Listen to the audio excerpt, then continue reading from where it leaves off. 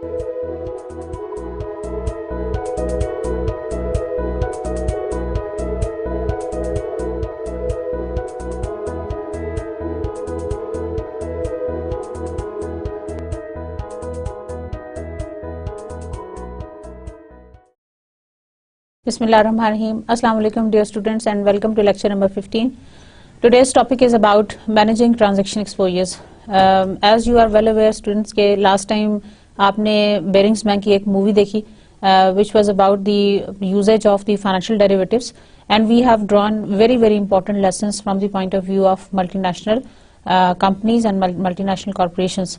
आपने देखा कि Barings Bank की जो footing थी वो भी एक multinational bank था, and that was a very old establishment, but just because of the wrong usage of derivative securities they have come up with huge losses, and that was 824 billion pounds, और जिसकी वजह से bank जो है वो bankrupt हो गया. अगर स्टार्ट में वो उसको संभाल लेते तो बैंक का अपना कैपिटल इतना एनफ था कि वो उस लॉस को पूरा कर सकते, लेकिन इवेंचुअली दैट वाज डिजास्टर, और आपने वो सारा उसमें देखा.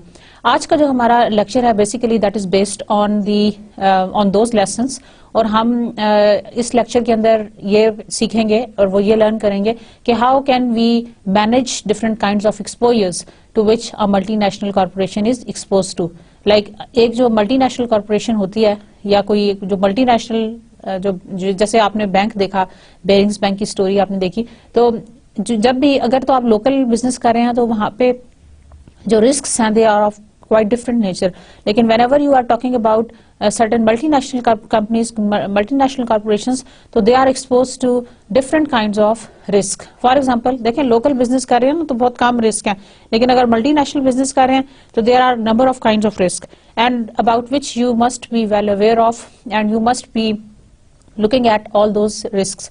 अब वो क्या क्या हो सकते हैं? Just imagine that you are working in some multinational setting, तो क्या क्या risks जो हैं वो आपको इनकाउंटर कर सकते हैं, या आप किन किन रिस्क को फेस कर सकते हैं while you are a multinational. For example students, अगर तो हम लोकल बिजनेस करें, हमारा जो पॉलिटिकल रिस्क है दैट इज लिमिटेड, लेकिन अगर हम मल्टीनेशनल बिजनेस कर रहे हैं या अक्रॉस द बॉर्डर्स कर रहे हैं तो political risk of the host country जहां पे हम बिजनेस करने जा रहे हैं वो भी मैटर करता है. इसी तरह अगर हम लोकल बिजनेस कर रहे हैं तो economic condition of that particular country matters. लेकिन अगर हम वही बिजनेस अक्रॉस द बॉर्डर करने जा रहे हैं, मल्टीनेशनल सेटिंग में करने जा रहे हैं, तो क्या होगा कि हमारा जो economic environment of the host country that also matters. इसी तरह और बहुत सारे risk, specially the exchange rate risk and the interest rate risk, they are pretty important while we are entering into the international market. तो dear students, basically जो आपके दो तरह के risks हैं, एक आपका है exchange rate risk और दूसरा आपका interest rate risk. These are pretty important from the point of view of whenever you are entering in some multinational settings. अब इन दो risks को हमने किस तरह से encounter करना है, plus whenever you are doing business, transaction exposure matters a lot. Transaction exposure क्या है कि जाहिर है आप एक करेंसी से दूसरे करेंसी में involved है. So these are the two kinds of risks.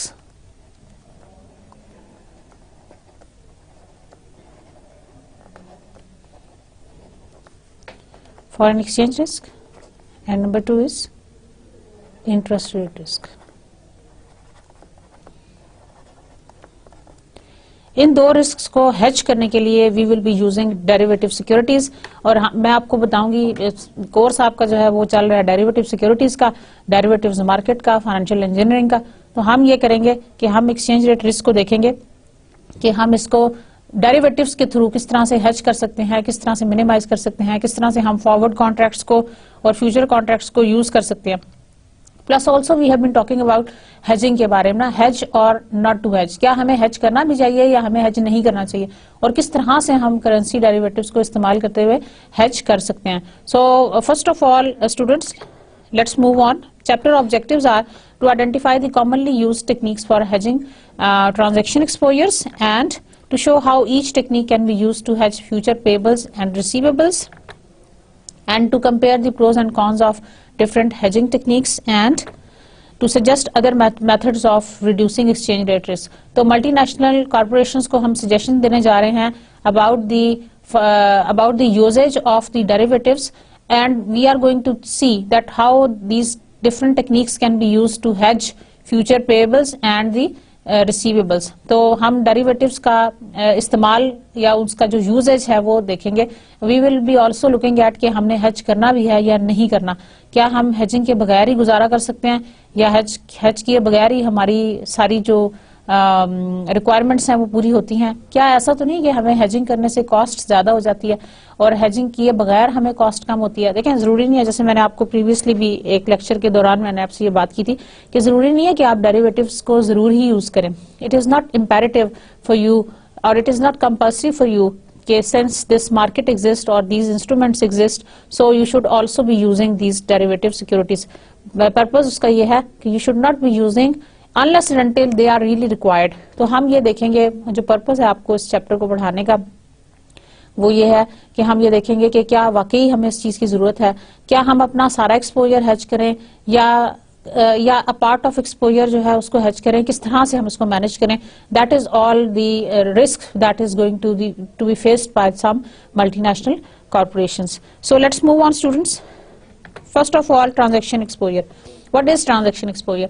Basically transaction exposure exists when the future cash transactions of a firm are affected by the exchange rate fluctuations. जैसे कि मैंने आपको थोड़ी देर पहले ब्रीफ किया कि exchange rate fluctuations really matter and they affect the performance of a multinational corporation a lot. So the transaction exposures that exist when the future cash transactions of a firm are affected by the exchange rate fluctuations. So let me read out this paragraph for you. Transaction exposure exists when the anticipated future transaction of a firm are affected by the exchange rate fluctuation. A US firm that purchases Mexican goods may need peso to buy the goods. Though it may know exactly how many pesos it will need, it does not know how many dollars will be needed to exchange for that peso. Transaction तो आप कर लें दूसरी currency के अंदर, लेकिन आपको ये नहीं पता होता कि उसका एक्सचेंज रेट में लॉस कितना होगा। फॉर एग्जांपल, अगर मैं कहूं कि मैंने रुपी को डॉलर के अगेंस्ट एक्सचेंज कराना है, तो आजकल जो डॉलर का रेट चल रहा है दैट इज 106, अराउंड 105, पहले थोड़ा बढ़ा फिर थोड़ा कम हुआ, फ्लक्चुएशंस है एवरी टाइम। जो रुपी की वैल्यू है डॉलर के against that has got different value in terms of the payment. तो अगर तो डॉलर का रेट बहुत ज्यादा अप्रिशिएट हो जाता है तो I will turn up ending with paying more rupee. तो इसका मतलब ये हुआ कि मुझे एक्सचेंज रेट लॉस ज्यादा होगा whenever the fluctuation is more, up and down बहुत ज्यादा है, ठीक है ना। So a US based MNC that will receiving foreign currency is exposed because it does not know how many dollars it will obtain when it exchanges the foreign currency for dollars. So this is what the transaction exposure is, that you do not know exactly that how many currency or how much amount of the currency is required in order to exchange that. So if the transaction exposure exists, the firm faces three major tasks. अगर transaction exposure होता है तो firm को तीन तरह के different जो questions हैं वो सॉल्व करने हैं। Number one is it must identify the degree of transaction exposure. सबसे पहली बात तो यह कि उसने अपनी डिग्री ऑफ ट्रांजैक्शन एक्सपोजर को आइडेंटिफाई करना है कि उसको इस पर्टिकुलर ट्रांजैक्शन से कितना एक्सपोज रहा है, right.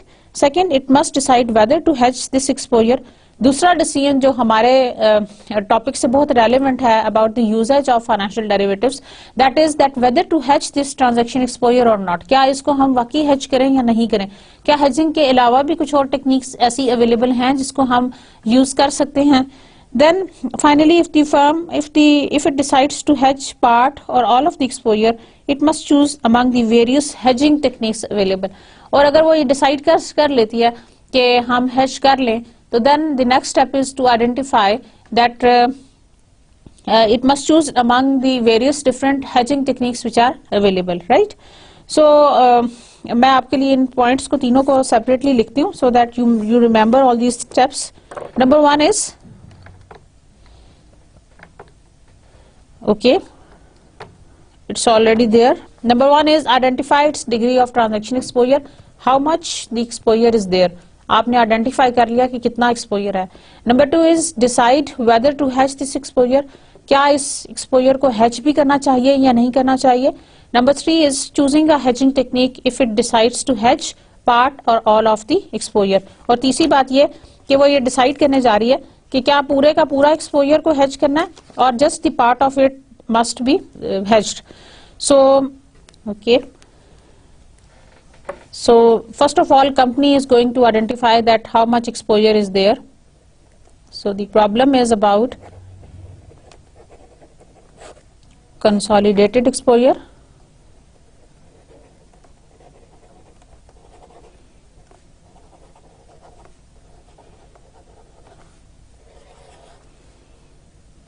Quincy Corporation estimates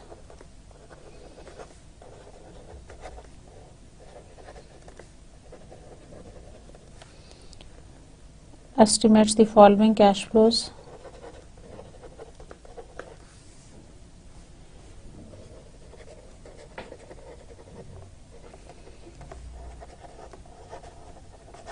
In 90 days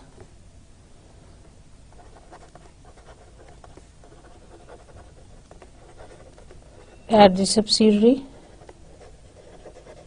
as follows. अच्छा, अब ये क्विंसी कॉर्पोरेशन है which is doing its business in variety of different currencies, different subsidiaries में उसके head of उसका हेड ऑफिस एक जगह पे है, since it is a multinational corporation, और उसकी सब्सिडीज बहुत सारे मुल्कों में, और उन डिफरेंट सब्सिडीज में काम करने की वजह से जाहिर है this multinational corporation is expose to different currencies, right.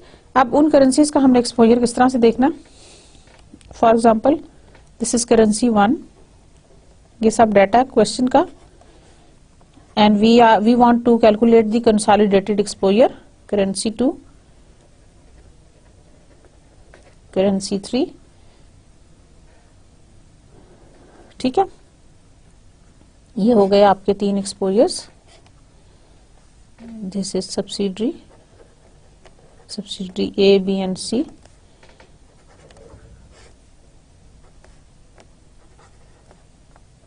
A, B and C, ठीक है. अच्छा जी, अब करेंसी ए सब्सिडरी के साथ जो ये basically these are the net positions in each currency. आप जो कैश फ्लोज मैं लिखने जा रही हूं, these are the net positions. ये करेंसी के जो है ना, these are the net positions in each currency. अभी मैं एक्सप्लेन करती हूँ. Measured in the parents currency,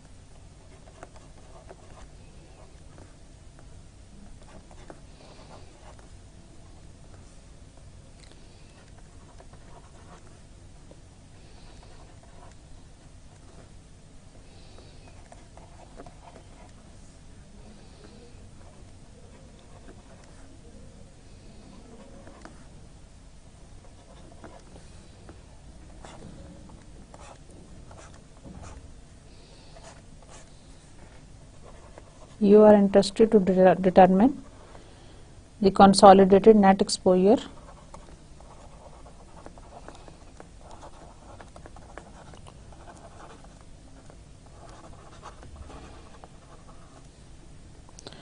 of the MNC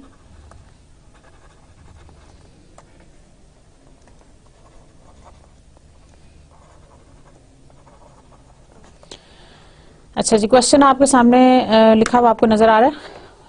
एक कॉर्पोरेशन है, मल्टीनेशनल कॉर्पोरेशन, उसका नाम है Quincy corporation, and they have found the following cash flows in 90 days in different subsidiaries. उनकी 3 सब्सिडरीज हैं, so they are working in 3 different currencies. आपके सामने net positions लिखी हुई हैं in each currency measured in the parents currency, that is 1000 units. अच्छा, currency 1 में subsidiary A के पास जो नेट पोजीशन अवेलेबल है दैट इज +200, बी के पास +100 और सी के पास -180. सिमिलरली करेंसी 2 की -300, -40 एंड +200, देन इज -100, -10 एंड -40. हम यहाँ पे इंटरेस्टेड ये हैं कि we want to calculate the consolidated net exposure of the MNC in each currency. हम हर करेंसी में देखना चाह रहे हैं कि हमारा नेट एक्सपोजर कैसे है। So first of all we will take this currency, हम सारे प्लस माइनस को बराबर करके देख लेंगे कि हमारा नेट एक्सपोजर कैसा है। ये बिल्कुल ऐसी बात है स्टूडेंट्स, जैसे आपने मुझे 1000 रुपीज देने हैं और मैंने आपको 1500 देने हैं, तो नेट कितना हो गया 500 माइनस 500। आपने मुझे 1500 देने हैं, मैंने आपको 1000 देने हैं, ठीक है। इसका मतलब है कि मैं आपको 500 दे दूं तो बात बराबर हो जाएगी, प्लस 500 मेरे साइड से माइनस 500 और आपके साइड से प्लस 500। तो डिफरेंस जो है हम उसको सिर्फ देखेंगे नेट पोजीशंस को। हर करेंसी में हम देख लेंगे प्लस माइनस करके हमारे पास क्या बचता है, that is the consolidated net exposure, right. So plus 200, 300 minus 180, it is equal to 120। Next में आए 200 less 300 less 40 minus 140, and similarly in currency 3 we have 100, 10 and 40, so it is equal to 150 minus का साइन। So हर currency में हमारा जो consolidated net exposure है that is going to be equal to, first currency में 120, सेकेंड करेंसी में this is 140 and third currency में इट इज 150। हम इसी तरह से हर सब्सिडरी के अंदर भी नेट एक्सपोजर को कैलकुलेट कर सकते हैं, ए बी और सी में। सो पहली सब्सिडरी ए में नेट एक्सपोजर कितना होगा, it's gonna be 200 minus 300 minus 100, यानी ये हो जाएगा माइनस 200, ये देखे ना, माइनस 300 और माइनस 100 माइनस 400 और प्लस 200 माइनस 200। इसका देख लें आप, 100 less 40 less 10, this is 50 plus 50। और सब्सिडी सी का देखना चाहें तो दिस इज 180 प्लस 200 माइनस 40, ठीक है ना, इट इज इक्वल टू 200 में से लेस करेंगे 180 लेस 40 माइनस 20। सो हर सब्सिडरी का जो एक्सपोजर है हमारे पास वो भी कैलकुलेटेड फॉर्म में आ गया, और हर जो करेंसी का एक्सपोजर है कंसोलिडेटेड नेट एक्सपोजर वो भी हमारे सामने आ गया। ये हमारा हो गया first step, that is we are going to identify that what is the consolidated exposure. आपने एक्सपोजर को सबसे पहले आइडेंटिफाई करना। दूसरा स्टेप जो है वो आपका है कि whether to hedge this exposure or not, आपने क्या इसको हेज करना है या नहीं करना। तो ये हमारा डिसीजन है, hedge versus no hedge decision, ठीक है ना। We will move on to this, और उसके बाद फिर हम डिसाइड करेंगे कि हम कौन सा वाला हेजिंग टेक्निक ले लें in order to hedge our receivables और पेएबल्स, ठीक हो गया। जैसा कि आपने एग्जाम्पल में भी स्टूडेंट्स देख लिया है, मैंने आपको इलिस्ट्रेट करके दिखाया। To identify net transaction exposure, a centralised group consolidates all the subsidiary reports to compute the expected net positions in each foreign currency for the entire MNC. तो आपके सामने नेट पोजीशंस लिखी हुई थी, उस जो लास्ट जो आपको मैंने इलिस्ट्रेशन दी है एग्जाम्पल के अंदर, उसके अंदर आपके पास सारी नेट पोजीशंस उसने ऑलरेडी कैलकुलेट करके आपके सामने जो एमएनसी है उसने ऑलरेडी कैलकुलेट करके रखी हुई थी। What you have to do is that you are just going to calculate the net exposure out of that and then further decide that whether you want to hedge it or not, right? Okay, note that sometimes the firm may be able to reduce its transaction exposure by pricing its exports in the same currency that it will use to pay for its imports.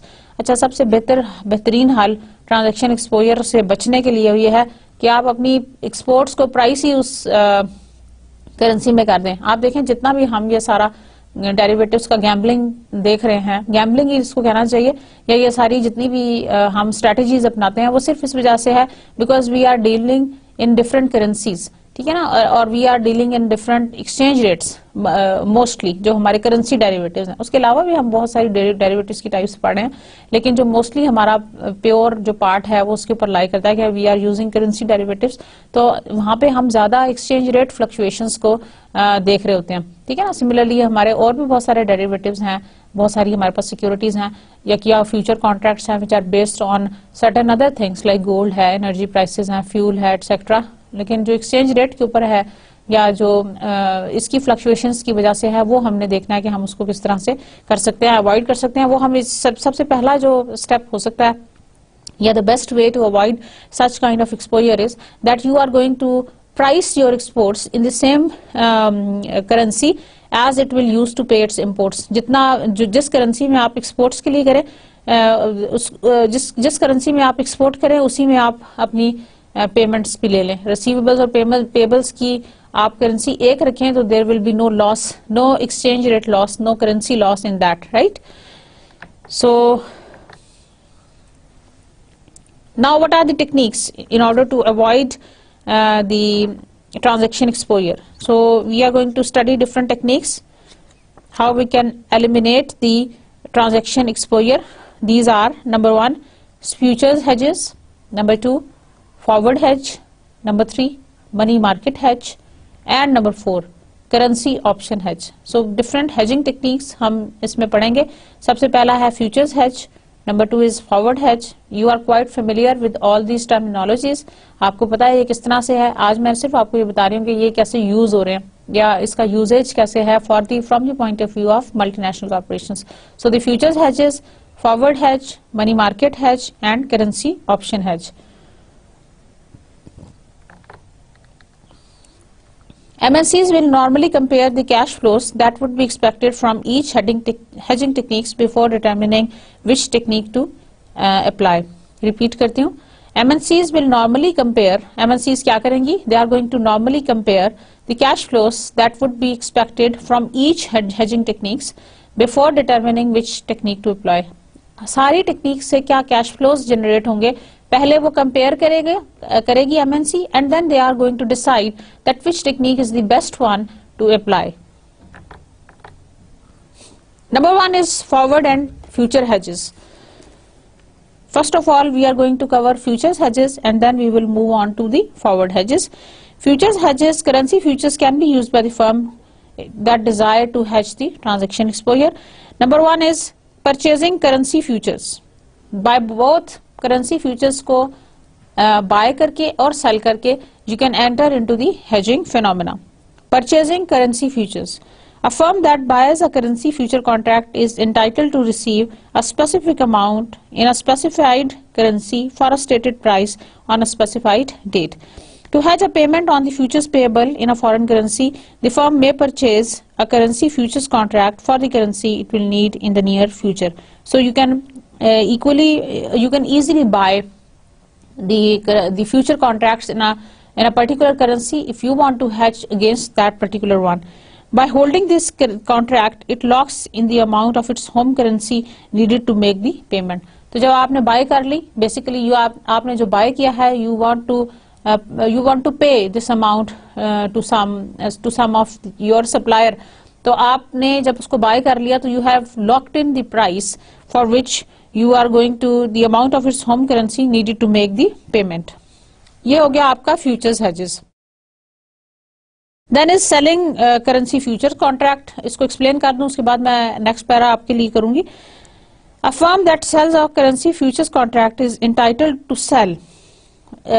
By purchasing future contract, आपने buy करने का promise कर लिया या agreement ले लिया. By selling future contracts, firm ने क्या किया? A firm that sells a currency future contract is entitled to sell a specified amount in a specified currency for a stated time and on a stated date. ठीक हो गया? तो दोनों buying and selling you can easily do with the help of this arrangement. Recall that forward contracts are commonly negotiated for large transactions while standardized future contracts tend to be used for the smaller amounts. जैसे कि आपको student इस बात से बहुत अच्छी तरह से you are aware about that future contracts are commonly negotiated for larger transactions whereas standardized future contracts tend to be used for smaller amounts. तो जो आपके फ्यूचर कॉन्ट्रैक्ट्स हैं they are to be used for smaller amounts whereas जो forward contracts हैं they are normally negotiated for large transactions. Moving on. To hedge future receivables और payables a firm में purchase or sell currency futures, जैसा कि हमने आपको explain किया, और negotiate a forward contract to purchase the currency forward.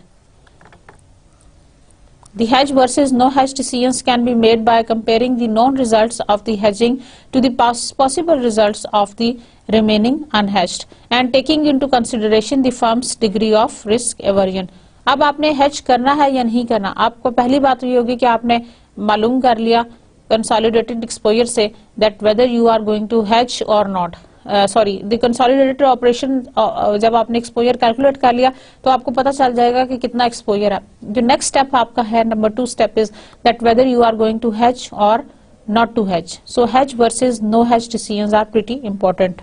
So hedge versus no hedge decisions can be made by comparing the known results of hedging to the possible results of remaining unhedged. आप ये देख लेंगे, comparison कर लेंगे कि अगर मैं hedge कर लूं तो मुझे कितना फायदा है, और अगर मैं हेज ना करूं तो what is the possible loss. दोनों सिचुएशन का कंपैरिजन करके then you are going to decide that whether I should hedge और not.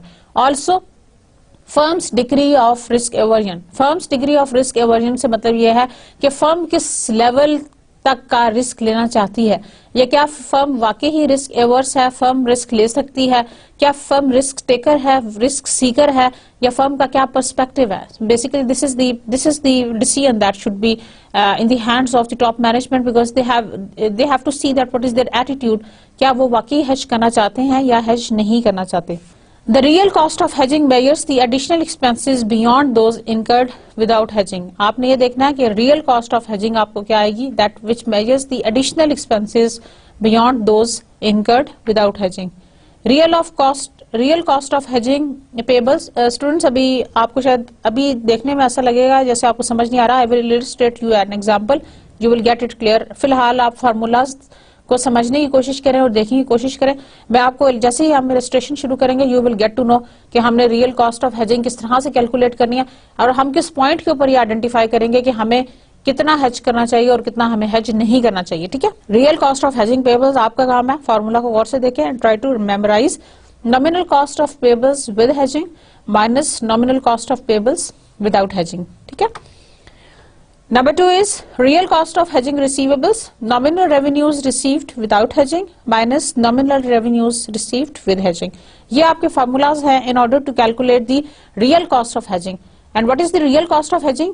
Real cost of hedging measures the additional expenses beyond those incurred without hedging. Hedging के बगैर हमें क्या हमारी additional expenses होंगे, that is what the real cost of hedging is. So the real cost of hedging payables is equal to nominal cost of payables with hedging minus nominal cost of payables without hedging.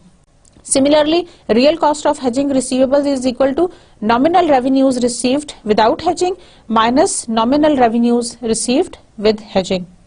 If the real cost of hedging is negative, then the hedging is more favorable than not hedging. अगर तो real cost of hedging negative है तो hedging is more favorable. हम जब real cost calculate करेंगे तो आप देखें पिछले फार्मूला में चले जाएं. Nominal cost of payables without hedging अगर बड़ा होगा तो तब real cost of hedging minus में होगा for real cost of hedging payables. इसी तरह nominal revenues received without hedging अगर अमाउंट बड़ी होगी छोटी होगी तो हमारी जो आंसर है वो नेगेटिव में आएगा. So the real cost of hedging receivable is equal to negative. देखे ना, ये दो वैल्यूज लिखी हुई है. इसमें से अगर ये वाली वैल्यू बड़ी होगी, ये वाली वैल्यू बड़ी होगी तो ऑटोमेटिकली ये जो रियल कॉस्ट का फाइनल आंसर निकलेगा वो बड़ा होगा. इसी तरह ये nominal revenues receive with hedging अगर माइनस में बड़ी अमाउंट होगी तो आपका जो आंसर आएगा वो माइनस में आएगा. ऐसी बात है ना. तो अगर तो आपका real cost of hedging is negative then the hedging is more favourable than not hedging. अगर आपका real cost of hedging negative में आता है तो देन हेजिंग जो है वो ज्यादा फेवरेबल है as compare to not hedging. To compute the expected value of the real cost of hedging, first develop a probability distribution for the future spot price, then use it to develop a probability distribution for the real cost of hedging. हम ऐसा करते हैं students कि हम एक numerical आपके सामने करते हैं. You will get to know कि how it is going to be done about the feasibility analysis for hedging. ये देखें स्टूडेंट्स, आपके सामने एक एग्जांपल आ गई है. This is the real cost of hedging for each pounds in payables. Real cost of each pound in payable, हम पहले probability distribution बनाते हैं उसकी, रिपीट करती हूँ, to compute the expected value of the real cost of hedging first develop a probability distribution for the future spot rate, then use it to develop a probability distribution for the real cost of hedging. सबसे पहले आप ये करेंगे कि अगर आपने expected value of real cost of hedging निकालनी है तो सबसे पहले आप ये करेंगे कि you are going to develop a probability distribution for the future spot rate, then you are going to use it to develop a probability distribution for the real cost of hedging. ये देखें probability, nominal cost with hedging, nominal cost without hedging and real cost of hedging. Probabilities 5, 10, 15, 20, 15, 10 and 5 के ऊपर nominal cost with hedging, hedging की आपने cost निकाल ली कि अगर हम hedge करने जा रहे हैं तो हमारी क्या cost आएगी, that is $1.40 fixed हर एक में, और nominal cost without hedging is 1.30, 1.32, 1.36, 1.38, 1.40, 1.42 and 1.45. हमने ये एस्टिमेट किया कि नॉमिनल कॉस्ट ऑफ हेजिंग, जो रियल कॉस्ट ऑफ हेजिंग है वो क्या है, that is the difference between the nominal cost with hedging and the nominal cost without hedging. यही बात थी ना. तो nominal cost with hedging and nominal cost without hedging, this is going to be equal to 1.4 minus 1.3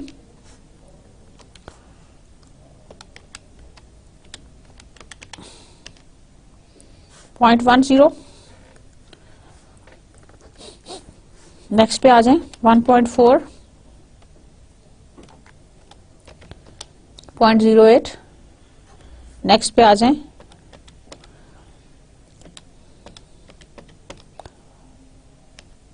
0.06,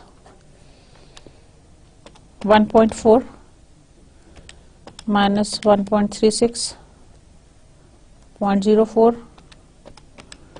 1.4 minus 1.38, 0.02, 1.4 minus 1.40. इन दोनों का difference है, इन दोनों का डिफरेंस है. Nominal cost with hedging minus nominal cost without hedging. Next पे आ जाएं 1.4 minus 1.42, this is minus 0.02. और हमने ये एस्टेब्लिश किया कि अगर नॉमिनल, अगर जो कॉस्ट, जो रियल कॉस्ट ऑफ हेजिंग है अगर वो नेगेटिव है तो then hedging is more favourable as compare to not to hedge. हमने ये एस्टेब्लिश किया है कि अगर जो आपकी है रियल कॉस्ट ऑफ हेजिंग है अगर वो नेगेटिव में आती है तो then hedging is more favourable as compare to not to hedge. तो आपने ये देखा स्टूडेंट्स इस एग्जांपल में जो लास्ट 2 केसेस हैं, दैट इज जहां पे प्रोबेबिलिटी डिस्ट्रीब्यूशन 10 और 5 है, वहां पे हमारी real cost of hedging negative में आई है. हमने ये एस्टेब्लिश किया कि जहां पे हमारी real cost of hedging negative में आएगी that is the only place where we should hedge. तो यहाँ पे इस केस में हमें इसको एक्सप्लेन हम इस तरह से करेंगे, there is 15% probability that hedging is more favourable as compare to not to hedge. समझ में आ रहा है? हमने ये कहा हम डिफरेंस निकाल रहे हैं नॉमिनल कॉस्ट ऑफ हेजिंग का with the nominal cost without hedging. इन दोनों के डिफरेंस से हमारे पास आ जाएगी real cost of hedging. Real cost of hedging में हमने ये एस्टेब्लिश किया कि अगर हमारी नेगेटिव में आएगी कॉस्ट तो hedging is more favourable as compare to not to hedge. तो hedging in this case is more favourable as compare to no hedge decision. So for each payables, for each pounds in payables, expected real cost of hedging is probability into RCHI, which is equal to 0.0295. ये कैसे है? इसकी जो calculation है for each pebbles, हम ये जो summation है PI का एंड RCH का, expected RCH that is real cost of hedging is equal to summation of probability into real cost of hedging. ठीक है, ये मैं आपके सामने कैलकुलेट कर देती हूँ. This is 0.0295. Expected value of real cost of hedging payables is equal to summation of PI. PI is the probability and RCH is real cost of hedging payables. ठीक है, पहली वैल्यू हमारे पास आई थी, बैक से चले जाएं, ये देखें, ये प्रोबेबिलिटीज हैं और इनको समेशन हम करते जा रहे हैं इनके साथ, ये जो आपकी वैल्यूज हैं, ठीक है। इसको हम डॉलर्स में लिख लें या बेशक पॉइंट्स में लिख लें, इट ऑल डिपेंड्स, क्योंकि ये डॉलर्स में है 0.10, ये मिलियंस में है, तो हम इसको चेंज भी कर सकते हैं, वो कोई इशू नहीं है। हम साथ इसके 3 zeros लगा लेंगे, 10,000 ये अमाउंट है, हम इसको कन्वर्ट कर लेते हैं। इस कॉलम को, this is column number 1, column 1 को कॉलम 4 से मल्टीप्लाई करेंगे and then we will sum up. जब हम सम अप करके इसकी वैल्यू निकालेंगे दैट इज इक्वल टू 0.0295, जो कि अभी आपको इससे पिछली स्लाइड में नजर आई है 0.0295। तो आपके सामने आपकी आसानी के लिए I am going to solve it for you. 5% probability थी और 10,000 उसकी अमाउंट थी, 0.10 जिसको हम कह रहे थे। देन इज 10% प्रोबेबिलिटी, ये सारी डेरिवेशंस मैं वहीं से ले रही हूँ, ये जो वैल्यूज आपके सामने लिख रही हूँ। 15%, 6,000, 20%, 4,000, 20%, 2,000, 15%, 0, 10%, -2,000, +5% एंड -5,000। ठीक है, आप देख लें, ये आपके सामने है। नाउ लेट्स सॉल्व इट, बहुत सिंपल है। 0.05, 5% को 0.05 करेंगे, 500, नेक्स्ट इज 800, नेक्स्ट इज 0.15, 15% को 0.15 कहेंगे, 6,000। कैलकुलेटर आपके पास है, please keep this calculation with you, साथ साथ करते रहें। देन इज 20%, इसको लिखेंगे 0.20 multiplied by 4,000, 800 plus 0.20, 400 plus 0 plus 0.1 multiplied by 2,000, 200, तो ये माइनस का साइन है, -200 हो गया। Then again -0.05 multiplied by 5,000, 250। इन सबको आप कर लें ऐड और subtract, 500, 800, 900, 800, 400, less 200, less 250, it is equal to 2950 और 0.0295। ठीक हो गया। सो ये वैल्यू थी जो आपको पिछली स्लाइड में नजर आई, ये देखें 0.0295। The real cost of hedging for each payables, each pounds in payables. अच्छा स्टूडेंट्स, अभी हमने आपके सामने जो कैलकुलेशन की that was about the real cost of hedging, और हमने ये देखा कि रियल कॉस्ट ऑफ हेजिंग हमारी दो केसेस में नेगेटिव थी, एक जहां पे हमारी 5% प्रोबेबिलिटी थी और एक जहां पे हमारी 10% प्रोबेबिलिटी थी। तो इसका मतलब ये था कि हमारे पास 15% ऑफ द चांसेस हैं। आपके सामने ग्राफ में आपको जो ब्लू बार्स नजर आ रही हैं, दैट इज द प्रोबेबिलिटी, ये 15% प्रोबेबिलिटी है कि cost of hedging will be favourable as compare to not to hedge. हमने ये एस्टेब्लिश किया था कि real cost of hedging will be negative. Real cost of hedging अगर नेगेटिव होगी तो hedging will be more favourable as compare to not to hedge. हमने ये कहा था कि नेगेटिव में अगर हमारे पास वैल्यू आएगी रियल कॉस्ट ऑफ हेजिंग की, तो हेजिंग हमारे पास ज्यादा फेवरेबल होगी as compare to not to hedge. ठीक है, so there is a 15% chance that real cost of hedging will be negative. So there is a 15% chance, there is a 15% probability, जो कि हमने probability distribution से calculate की, कि real cost of hedging will be negative. Is that clear, students? I'm sure this is very much clear to you. Now futures and forward hedge. If the forward rate is an accurate predictor of the future spot rate, the real cost of hedging will be zero. अब कुछ और चीजें हैं जिसको हम देखेंगे कि real cost of hedging और किस सूरत में नेगेटिव जीरो हो सकती है. Real cost of hedging will be zero अगर फॉरवर्ड रेट जो है that is the true predictor of the future spot rate. अगर आपने आज से कोई फ्यूचर स्पॉट रेट को फोरकास्ट किया और आपका जो फॉरवर्ड रेट है, if the forward rate is the true predictor और the accurate predictor of the future spot rate, then the real cost of hedging will be zero. ठीक है. Then if the forward rate is an unbiased predictor of the future spot rate, the real cost of hedging will be zero on average.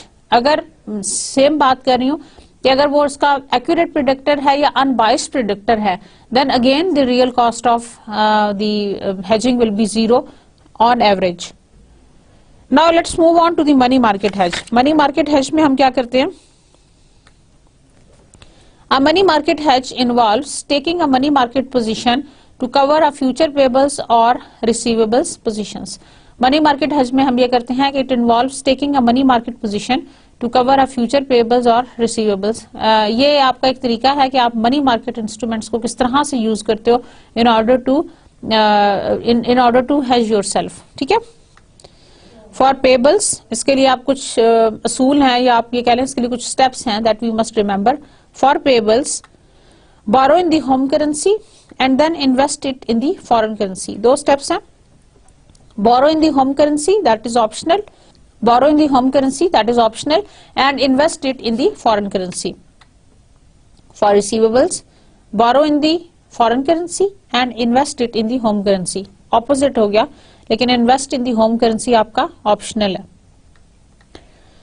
For example, students, money market hedge की example है. A firm needs to pay New Zealand 1 million in 30 days. You borrow at 8.40 for 30 days, $646,766, and then you exchange it at the rate of New Zealand dollar.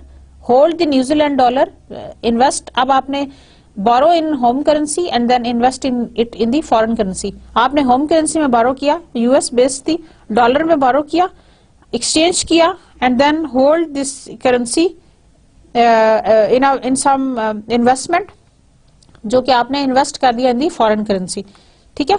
Land at 6%. अब आपने इसका आगे कैसे use किया? इसको land किया for 30 days और उसके ऊपर आपने कुछ इंटरेस्ट जनरेट किया. आपने उसको होल्ड इसलिए किया ताकि आपको उसके ऊपर कुछ, आपने जो इन्वेस्टमेंट उसके ऊपर किया, आपने उसको लैंड किया और आपने उसके ऊपर इंटरेस्ट जनरेट कर लिया जिसकी वजह से आपको फायदा हुआ and you have received back New Zealand 1 million New Zealand dollar. फिर आपने उसी अमाउंट को यूज कर लिया for paying the dollars back, that is effective exchange rate at the rate of 0.6513. This was an example of a money market hedge. If the interest rate parity holds and the transaction costs do not exist, a money market hedge will yield the same result as the forward hedge. अच्छा, अगर तो interest rate parity होती है market में और transaction cost नहीं होती तो मनी मार्केट हैज उसी तरह से आपको यील्ड देगा या वही परफॉर्म करेगा एज द फॉरवर्ड हैज. जो आपको फॉरवर्ड हैज दे सकता है वही आपको मनी मार्केट हैज देगा. Like there is hardly any difference between choosing these two techniques कि either you go for the forward hedge और you go for the money market hedge अगर इंटरेस्ट रेट पैरिटी होल्ड करती है. This is so because the forward premium on a forward rate reflects the interest rate differential between the two currencies. ये इस वजह से है because the forward premium on the forward rate, जो forward premium है forward rate के ऊपर, that reflects the interest rate differential between the two currencies. Now the currency option hedge. A currency option hedge uses currency calls or put options to hedge transaction exposure. अब currency call options और put options को किस तरह से हम इस्तेमाल कर सकते हैं for hedging the transactions? Since options need not be exercised, they can insulate a firm from adverse exchange rate movements. क्योंकि options के ऊपर, since options का नाम ही है कि we have got an option that whether we can do exercise it or we do not exercise it. क्या हम उसको exercise करें या हम उसको exercise ना करें. So since options need not be exercised, options को जरूरत नहीं होती कि हम उनको लाजमी एक्सरसाइज ही करें. They can insulate a firm from adverse exchange rate movement. इसलिए ऑप्शंस को यूज करने से हमारे पास ज्यादा फ्लेक्सिबिलिटी है that we can save our firm or save our multinational corporation from any adverse movements of the exchange rate fluctuations and yet allow the firm to benefit from the favorable movement. और हम साथ ही साथ ना सिर्फ ये कि हम अपने फर्म को बचा सकते हैं from the any adverse exchange rate movements, बल्कि हम ये भी अलाउ करेंगे अपनी फर्म को to benefit from any favourable movement, कि वो फेवरेबल मूवमेंट से भी अपने आप को सेव कर सकें. ठीक है. Currency options are also useful for hedging contingent exposure. Currency options को आप कंटिंजेंट एक्सपोजर से भी बचने के लिए इस्तेमाल कर सकते हैं. What are the contingent exposures? Contingent exposures का मतलब यह है कि जो एक एक्सपोजर एक जगह के ऊपर है और उसकी वजह से किसी और जगह के ऊपर भी एक्सपोजर आ जाए, तो that is the contingent exposure. Contingent का मतलब होता है जैसे एक जगह से दूसरी जगह पे जाने वाली, जैसे डिजीजेस कंटिंजेंट होती हैं. अगर एक इंसान को कोई बीमारी है तो वो कंटिंजेंट है. ठीक है ना. जैसे बड़ी इंटरेस्टिंग सी आपको मैं एग्जांपल दूं. जैसे कहते हैं कि अगर कोई आपके साथ बैठ के कोई जमाइयां ले रहा हो, यौन कर रहा हो, तो automatically you also start yawning, आपको भी नींद आनी शुरू हो जाती है और जमाइयां. आप बेशक आजमा के देखिएगा. I have experimented many times. इसको जरूर करके देखें. कंटिंजेंट का मतलब होता है कि एक से दूसरे को लगने वाली बीमारी. अब वो कंटिंजेंट एक्सपोजर का मतलब क्या है कि अगर एक फर्म किसी खास किस्म के एक्सपोजर से दो चार है, for example currency exchange rate के एक्सपोजर से वो उसको ज्यादा इन्फ्लुएंस हुई है किसी एक इंडस्ट्री के अंदर, लेट्स से टेक्सटाइल इंडस्ट्री है, ज्यादातर एक्सपोर्ट्स जो है वो हमारी फॉर एग्जांपल हमारी यूएस में जा रही हैं, and we are pretty sensitive to that particular US dollar की करेंसी के साथ, बिकॉज ऑफ कि हमारा जो जितना भी टेक्सटाइल का एक्सपोर्ट है वो वहां जा रहा है. तो अगर एक ही इंडस्ट्री में एक फर्म होती है तो सारी फर्म्स उससे इक्वली इफेक्टेड होंगी. This is what is called the contingent exposure, जो एक से दूसरी के ऊपर ट्रांसफर हो जाने वाला, शिफ्ट हो जाने वाला एक्सपोजर है. सो करेंसी ऑप्शंस जो है वो they are pretty helpful for hedging the contingent exposures. Let's review it. कौन कौन सी हेजिंग टेक्निक्स थी, किस तरह से हमने उनको इस्तेमाल किया. Number 1 is to hedge payables. We have used future hedges, purchase currency future contracts. To hedge receivables, sell currency future contracts. Forward hedge में मैंने आपको बताया negotiate forward contract to buy foreign currency, और to hedge receivable negotiate forward currency to sell foreign currency. Money market hedge में borrow local currency and convert to the foreign currency. Invest still needed. To hedge receivables, what we did was borrow currency, foreign currency, convert to the local currency and invest still needed. Opposite था. पहले में मैं बता दूं, for hedging payables, what we did was borrow in home currency and invest it in local currency, in the foreign currency. Hedge receivable में borrow foreign currency and invest it in the local currency until needed, जब तक आपको वो चाहिए है. Currency option hedge. Purchase currency call options, or to hedge receivables purchase currency put options. Comparison of hedging techniques. Hedging techniques are compared to identify the one that minimizes payables or maximizes receivables. Hedging techniques also compared to identify the one which minimizes payables और मैक्सिमाइजेस receivables. आप ऐसी hedging technique को अपनाएंगे या ऐसी आप hedging technique को use करेंगे जिसमें आपके पेबल्स मिनिमाइज हो सकें और आपके रिसीवेबल्स मैक्सिमाइज हो सकें. आप ये सारी जो जितनी भी हेजिंग टेक्निक्स हैं वो आप अप्लाई इसलिए करते हैं ताकि आपको करेंसी लॉस कम से कम हो. हेजिंग पेबल्स में आपको कम से कम पेमेंट करनी पड़े और रिसीवेबल में आपको ज्यादा से ज्यादा रिसीव हो जाए आपके एंड के ऊपर. Note that the cash flows associated with the currency option hedging are not known with certainty but have to be forecasted. एक बात जो याद रखने वाली है वो ये है कि जो कैश फ्लोज हैं associated with the currency options hedging, they are not known with certainty. वो हमें पूरे यकीन से पता नहीं हो सकते, लेकिन that they need to be forecasted, उनको हम फोरकास्ट कर सकते हैं. Several alternative currency options with different exercises prices are usually available. Currency option market में हमारे पास बहुत सारे currency option contracts with different exercises prices they are available. अब एमएनसीज को क्या कहना चाहिए, what are the hedging policies for MNCs. In general an MNCs hedging policy varies with the management's degree of risk aversion. जैसे कि मैंने आपको इस लेक्चर के शुरू में बताया था कि it largely depends on the top management preferences.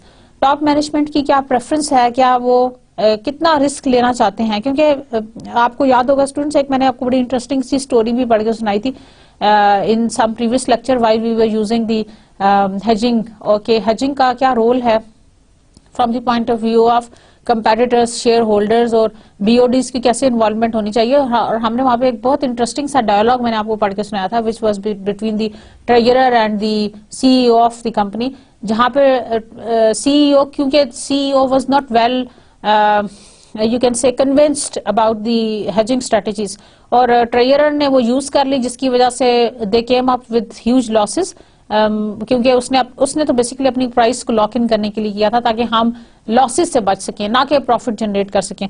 लेकिन प्राइसेस एकदम से ऊपर चली गई, जिसकी वजह से वो लोग ज्यादा उसको नहीं कर सके, जिसकी वजह से उनको लॉस हुआ। तो क्योंकि टॉप मैनेजमेंट कन्विंस्ड नहीं थी, इस वजह से ट्रेजरर जो है ना वो फायर होने से बच गया, इन द सेंस के वो उसको फायर कर सकते थे, he was in a bad position in fact. लेकिन सीईओ ने उसको ये धमकी दी थी कि यू विल बी फायर्ड। तो कहने का मतलब यह है कि अगर टॉप मैनेजमेंट अवेयर नहीं है, अगर उसको रिस्क टेकिंग का जो टेस्ट है, रिस्क टेकिंग का जो एप्टीट्यूड है, या जो रिस्क टेकिंग की जो प्रोपेंसिटी है वो इतनी ज्यादा नहीं है कि वो उसको रिस्क को ले सकें या अडॉप्ट कर सकें, तो दे माइट वेरी। वो ये जो उनकी जो लोअर मैनेजमेंट है, जो मिडिल मैनेजमेंट है, वो जरूर उसको लेते वक्त उनकी रिजर्वेशंस होंगी, ठीक है ना। So an MNC may choose to hedge most of its exposure or none of its exposure। कितना एक्सपोजर जो है उसको hedge करना चाहिए और कितने एक्सपोजर को छोड़ देना चाहिए। जैसे कि हमने नेट कंसोलिडेटेड पोजीशंस कैलकुलेट की इस लेक्चर के शुरू में, यू मस्ट नो कि आप उस नेट एक्सपोजर में से कितना आप hedge कर लो और कितना आप बगैर hedging के भी आप गुजारा कर सकते हैं, ठीक है। The MNCs may also choose to hedge selectively। अब यह कि एमएनसी ये भी कर सकती है कि वो कुछ जो है ना वो हेज सिलेक्टिवली कर ले, like such as hedging only when it expects the currency to move in a certain direction, यानी सिर्फ उस वक्त हेज करे जब करेंसी जो है वो किसी स्पेसिफिक डायरेक्शन में मूव करे। in certain positions, like in certain conditions they are going to hedge, while in certain other conditions they are not going to hedge. So the MNC may also choose to hedge selectively, like such as hedging only when it expects the currency to move in a certain direction. Now limitations क्या हैं? Some international transactions involve an uncertain amount of foreign currency such that over hedging may result. अच्छा, कई दफा ऐसा होता है कि कुछ इंटरनेशनल ट्रांजैक्शंस में they involve a certain amount of foreign currency उसमें इन्वॉल्व होती है, उसमें ओवर हेजिंग हो जाती है कई दफा। One solution to hedge is only the minimum known amount. Additionally, the uncertain amount may be hedged using options. एक सूरत तो ये कई दफा ये होता है कि आप ओवर हेजिंग कर लेते हो, लाइक इतनी जरूरत नहीं होती जितना आपने हेज कर लिया होता है, like you are going to be more careful, over careful कहना चाहिए इसको, कि आपने ज्यादा हेज कर लिया, हालांकि आप अगर इतना ज्यादा हेज ना भी करते तो आपका गुजारा हो सकता था। अब ये कैसे पता चलेगा कि ओवर हेजिंग तो नहीं होगी? उसमें यह है कि जो चीजें तो आपको नोन है, आप उसके लिए यू मस्ट एंटर इनटू जो मिनिमम नोन अमाउंट्स हैं उसको आप हेज करें, बाकी की जो आपकी अमाउंट्स हैं उसको आप ऑप्शंस में लगा दें, like additionally the uncertain amounts में भी hedged using options.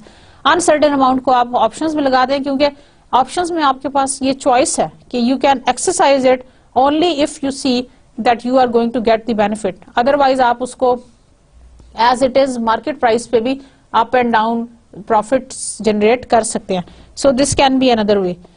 In the long run, the continual short-term hedging of the repeated transactions may have limited effectiveness too. अच्छा, एक और बात जो क्वेश्चन किया वो ये है कि लॉन्ग रन में अगर आप कंटिन्यूसली शॉर्ट टर्म हेजिंग करें, रिपीटेड ट्रांजैक्शंस के साथ शॉर्ट टर्म हेजिंग करते रहें, तो वो हो सकता है कि उसकी जो इफेक्टिवनेस है वो खत्म हो जाए। अब वो कैसे होगी ये देखें। Forward rate often moves in the tandem with the spot rate. Spot rate और फॉरवर्ड रेट यूजुअली पैरेलल चलते हैं। टैंडम से मतलब ये कि usually they go in the same direction. आप जैसे देख रहे हैं इस ग्राफ में दोनों का अपवर्ड ट्रेंड है, and they go in a parallel fashion, एक ही तरह से, मतलब जैसा जैसे स्पॉट रेट इंक्रीज या डिक्रीज होता है वैसे वैसे फॉरवर्ड रेट इंक्रीज या डिक्रीज होता है। हम उसको फोरकास्ट भी इसी तरीके से करते हैं। So cost are increasing although there are savings from hedging, जैसे कि आपको ग्राफ में नजर आ रहा है, लेकिन जो आपकी कॉस्ट है ना वो इंक्रीज हो रही है, क्योंकि स्पॉट रेट और फॉरवर्ड रेट दोनों का जो ट्रेंड है that is upwards. Thus, an importer who uses one period forward contract continually will have to pay increasingly higher prices during a strong foreign currency cycle. Hedging long-term transaction exposure. Long-term hedging of foreign payables when the foreign currency is appreciating. Spot rate का आप देखें, 1 year hedge, 2 year hedge, 3 year hedge. Savings from hedging Aahista Aahista आपकी increase होती जा रही हैं. If the hedging techniques can be applied to the long-term period, they can more effectively insulate the firm from exchange rate over a longer period of time. जैसे कि आपको graph से नजर आ रहा है स्टूडेंट्स कि सेविंग्स फ्रॉम हेजिंग ज्यादा होती जा रही हैं 1 year, 2 year और 3 years में और भी ज्यादा. ये कॉन्सेप्ट जो है, this is the hedging the roll forward करते जाएं आपको एक साल से दूसरे साल में. लॉन्ग टर्म में आपको ज्यादा फायदा होने वाला है इफ यू अडॉप्ट हेजिंग. ठीक है. So if the hedging techniques can be applied to the longer term period, they can more effectively insulate the firm from exchange rate over the long run. इस तरह वो अपने आप को, जो firm है वो अपने आप को बचा सकती है over a long term period for any adverse effect और any negative effect. MNCs that can accurately estimate foreign currency cash flows for several years may use long-term hedging techniques. अच्छा, एक बात तो ये है कि जो अगर MNCs जो हैं, if they could accurately estimate the foreign currency cash flows for several years, अगर बहुत सालों के लिए MNCs अपने cash flows को forecast कर सके, तो it would be more safe for them to enter into the hedging. Long-term forward contracts or long forwards with maturities of up to 5 years or more can be set up for very credit worthy customers. Long term forward contracts या long forwards जिनकी maturities up to 5 years या ज्यादा हैं, they can be set up for very credit worthy customer. यानी अगर आपका customer जो है वो बहुत credit worthy है, उसकी credit worthiness बहुत ज्यादा है, तो you can enter into such kind of contracts जिनकी जो duration है वो long term है. In a currency swap, two parties with the aid of brokers agree to exchange specified amount of currencies on some specified dates in future. एक currency swap में क्या होता है कि दो पार्टीज ब्रोकर की मदद से एक दूसरे को एक्सचेंज करने जा रही हैं एक specified amount of currency on a specified dates in future, कि आप मुझसे इतने न्यूजीलैंड डॉलर ले लेंगे और मैं आपको इतने कैनेडियन डॉलर दे दूंगा. That is a swap between two currencies. एक पार्टी दूसरी पार्टी के साथ करेंसी का स्वैप करेगी. अब पैरेलल लोन क्या होता है? A parallel or back-to-back loan involves an exchange of currencies between two parties with a promise to re-exchange the currencies at specified exchange rates in some future date. आपने पहले एक exchange किया, then you have a promise to re-exchange at some future point, at some future date, at a specified interest rate. Sorry, at a specified exchange rate. आपने पहले एक दफा exchange किया, उसके बाद आपने फ्यूचर की कोई डेट में एक दूसरे के साथ प्रॉमिस किया that you are going to exchange this currency at this rate at some future date, future time period. और उसमें भी आपके पास ये लिवरेज है कि सिंस यू नो कि कितना आपका एक्सचेंज रेट जो है वो ऊपर या नीचे जा सकता है, उसके अकॉर्डिंगली आप उसको पहले से जो एग्रीमेंट है उसके अंदर ये सारी आप अपनी लिख लेंगे. Alternative hedging techniques. Sometimes a perfect hedge is not available or too expensive to eliminate transaction exposure. So क्या हो सकता है? To reduce under such conditions, the firm can consider leading and lagging, cross hedging और currency diversification. कभी कई दफा ये होता है कि आपको perfect hedge available नहीं होता, तो आप फिर इस तरह की सूरत हाल में आप ये तीन चीजें कर सकते हैं. Number 1 is leading and lagging. Number 2 is cross hedging and number 3 is currency diversification. What is leading and lagging? Leading and lagging strategies involve adjusting the timings of the payment request or disbursement to reflect expectations about the future currency movement. Leading का मतलब यह है कि आप जल्दी payment कर दें. Expedited payment is referred to as a leading. Expedite करने का मतलब होता है कि तेजी से, जल्दी से आप पेमेंट करके खत्म करें.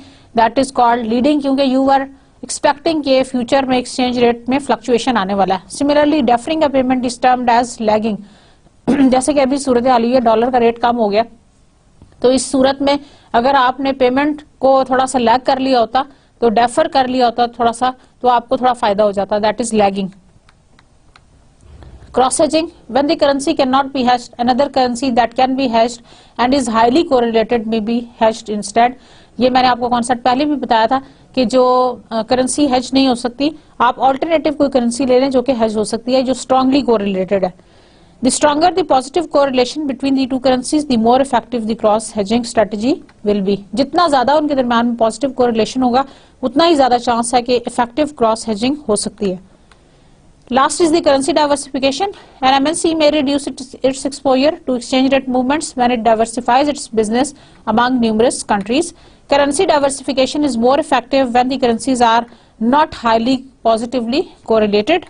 This was all about today's lecture about the management of transaction exposure. We learned many things. You came to know कि हम किस तरह से future hedges को, forward hedges को और option hedges को use कर सकते हैं. Plus also you have seen कि how we can treat it with the help of the money market. उसके अलावा जो alternative hedging techniques हैं मैंने आपको वो भी बताएं. So I hope you have enjoyed this lecture. From the point of view of practical applicability, this chapter or this lecture is pretty important, since you will be doing some jobs or you will be having some dealings with the multinational corporations. So these examples are pretty relevant. You must know what is the real cost of hedging and how to save yourself against the adverse exchange rate movements by entering into the forward hedge, future hedge and option hedges. Thank you very much students for listening to me, for your patience. See you next time. Allah Hafiz.